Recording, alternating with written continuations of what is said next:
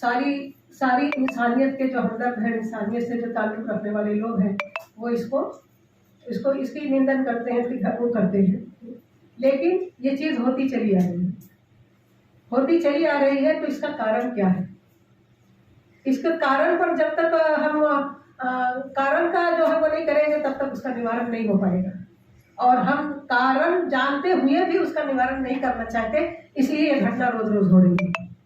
औरतें इस समाज का, इस माशरे का सबसे कमजोर पहलू है, लेकिन ये नहीं भूलना चाहिए कि औरत ही इस समाज की असल में निर्माण करती है। औरत ही इस समाज की रीढ़ की हड्डी होती है, और औरत के बगैर उस मर्द को ये कैसे भूल जाए कि उसी की गोदों में वो परवान चढ़ता है, उसी की कोख से वो जन्म लेता है, फिर उसके साथ ये बलात्कार, ये अत्याचार, जिस माशरे की हम कल्पना करते हैं, जिस सोसाइटी की हम कल्पना करते हैं, वो हमें कहीं नजर नहीं आता। चल भाषणों में तो नजर आता है, लेकिन कभी हमें फील्ड में, कभी माशरे में, कभी सोसाइटी में नजर नहीं आता। किसी समाज को, किसी धर्म को अगर नीचा दिखाना है और उसको घुटने में लाना है और उससे बदला लेना है, तो उनकी औरतों को सॉफ्ट टारगेट बनाया जाता है। तो ये जो है, ये समाज के लिए बहुत ही ज्यादा गंभीरता का समय है। इसको सोचना चाहिए, इस पर गौर करना चाहिए कि हम ये चाहते हैं कि इस समाज में हर औरत फूलन देवी बन जाए। फूलन देवी को फूलन देवी किसने बनाया था? और फिर जब एक औरत बदले की भावना लेकर इस जमीन पर उठती है, तो फिर मर्द उसका मुकाबला, सोसाइटी उसका मुकाबला नहीं कर पाती। तो ये जो है, ये जो जिस समाज का हम निर्माण कर रहे हैं, ये बहुत ही घातक है, बहुत ही नुकसानदायक समाज के लिए। चाहे वो किसी को हम नीचा दिखाने के लिए, घुटने पे लाने के लिए, किसी मजहब को नीचा दिखाने के लिए हम कर रहे हैं, तो ये हिंदुस्तानी समाज के लिए बहुत ही नुकसानदायक है। किसी मजहब की हो, किसी सोसाइटी की हो, औरत बहरहाल एक इज्जत की है। फिर इसी की कोख से जो चीजें जन्म लेती हैं, वो फेमिनिज्म है। फिर इसी अत्याचार की जो कोख से फेमिनिस्ट औरतें बनती हैं, फिर मर्द के खिलाफ खड़े होकर वो फिर मर्द को सबक सिखाने का दर्श लेती हैं। तो ये चीज जो है सोचने की है। इंसानियत की कभी भी, अगर इंसानियत कभी भी परवान चढ़ी है, फली फूली है, तो औरत की बदौलत ही फली फूली है। इंसान बनाओ तुम जैसे, तहजीब भी वैसी बनती है। तहजीब है औरत के बस में, वो कैसी नस्लें जनती है।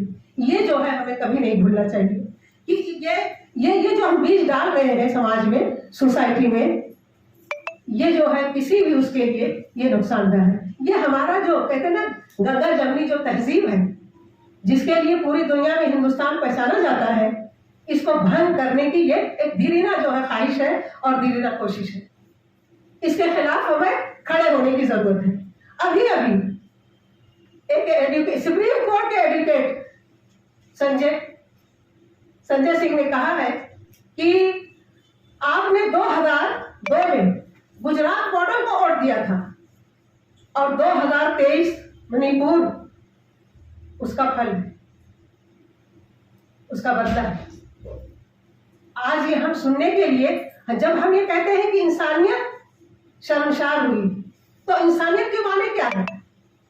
किसी जंगल में चले जाइए, ऐसे कानून वहां आपको नजर नहीं आएंगे।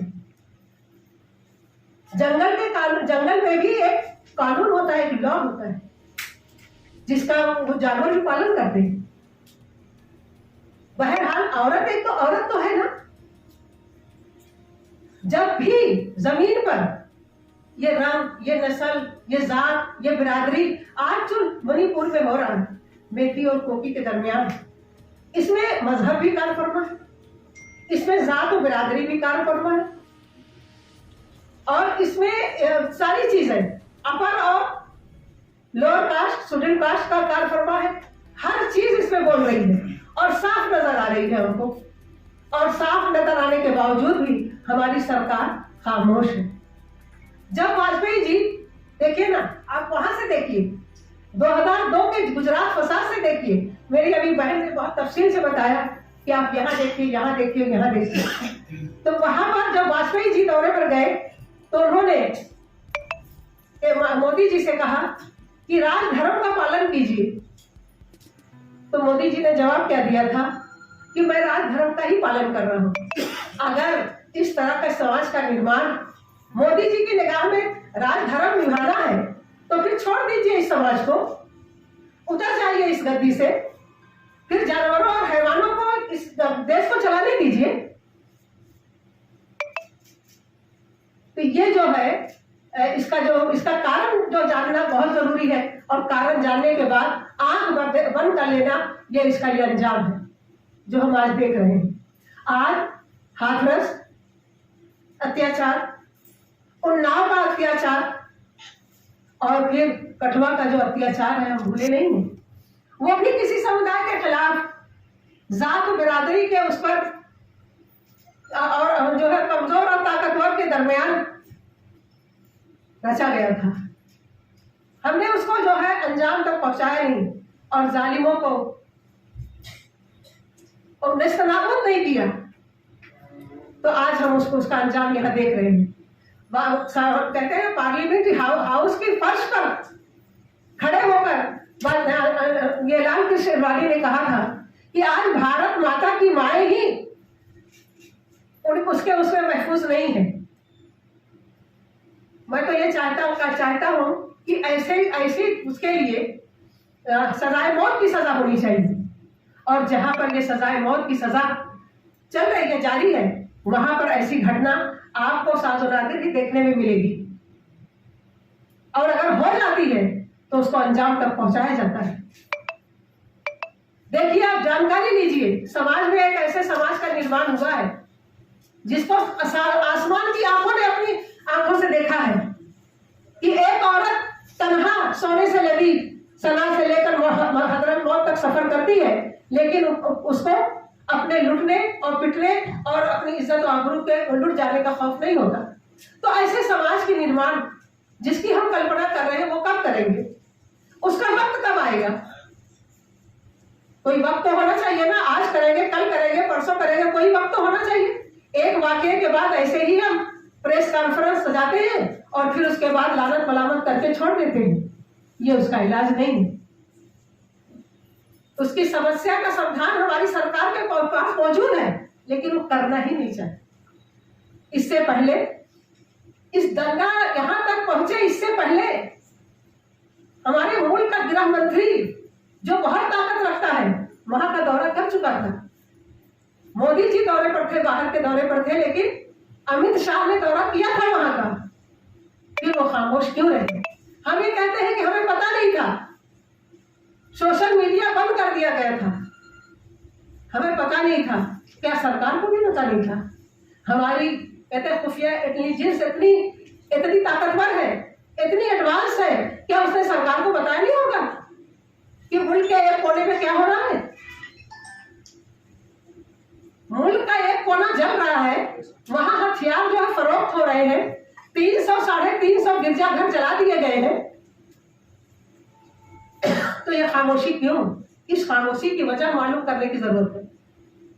जिस दिन हमने इस खामोशी की वजह मालूम कर ली, उस दिन और उसके लिए उठ खड़े हुए, उस दिन इस कहते हैं ना कि अच्छे समाज का निर्माण हम करने में कामयाब हो जाएंगे।